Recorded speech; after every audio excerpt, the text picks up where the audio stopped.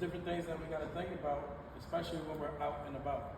And they're loosening the laws on the carrying, but they're tightening the laws on places where we can carry. But every time they make these new laws, like when it comes to firearms, it does not really affect the criminal, but the law-abiding citizen, right? And I like to say it creates more sheeple, right? Because it makes us more vulnerable. It makes us more vulnerable. Right? So we always like to talk about less lethal means of defense, right? Hand-to-hand options are always going to be your best options. But Maryland is what's called a duty to retreat state, meaning you have to show the judge and the jury if you use any type of force that you did everything possible to either de-escalate the situation or completely remove yourself away from it. Running away does not make you a punk, all right? Get that out of your head. Running away does not make you a punk. It makes you smart. It actually makes you smart, all right? If I don't want to deal with it, we do a course on verbal judo. Right? Trying to talk out our differences, talk out our situations, before we even escalate to a point where we have to find ourselves in a situation where we have to defend ourselves or get physical. But if we do, we got to look at less lethal means of defense. Anybody know what these are? Anybody know how to use them? A couple of y'all? I don't. But if I pull them out, you're going to think I do. This is my fake out. It's my fake out. And if you don't take the fake out, then we have things that we use in security.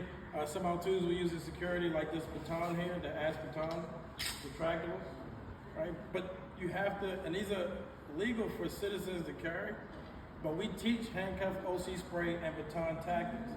You got to know how to properly use these, because you can find yourself in a position where you're defending yourself and actually become liable for damages that you caused, even if somebody that was trying to hurt you. Right? You can't hit somebody in the head with one of these. You cannot hit somebody in the spine. You can permanently damage them. But we teach you in our classes how to hyperextend different parts of the body and how to utilize this so that you can get away. Right? We're only trying to stop and or incapacitate the threat. That is all. We're just trying to stop or incapacitate the threat. Handcuffs, we use these a lot. Mr. Anthony will talk more about that in apprehension. It's my joy juice. It's something else to think about. People carry pepper sprays. They have different things on their keychains. There's so many different options that we have out now that are less lethal. And I stopped carrying pepper spray because I live in the jungle. So I carry bear spray now. So can you tell them about the bear spray real fast? Pepper spray, it messes with your mucous membrane, right? It burns your eyes.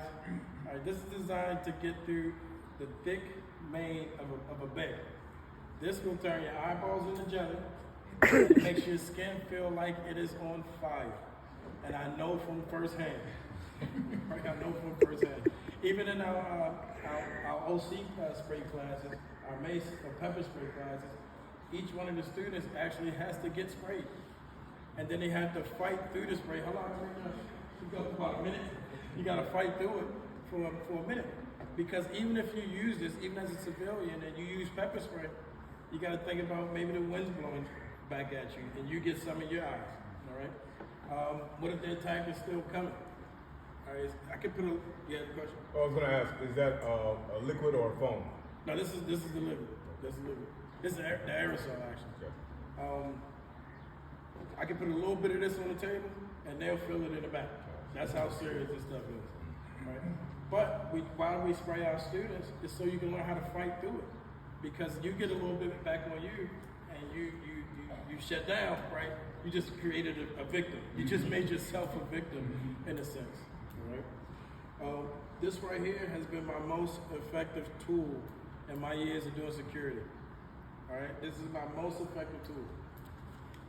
I want to get a flashlight, and I tell everybody get a flashlight with at least 500 lumens or better. Everything's going up in lumens now, right? I want to incapacitate the eyes as quickly as possible. If I take out the eyes, I take you out of the fight. If I take out the eyes, I take you out of the fight. So when it comes to an attacker, even this, for a short period of time, is enough to blind them so that you can get away.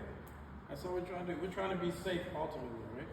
So we want to create enough time for you to get away.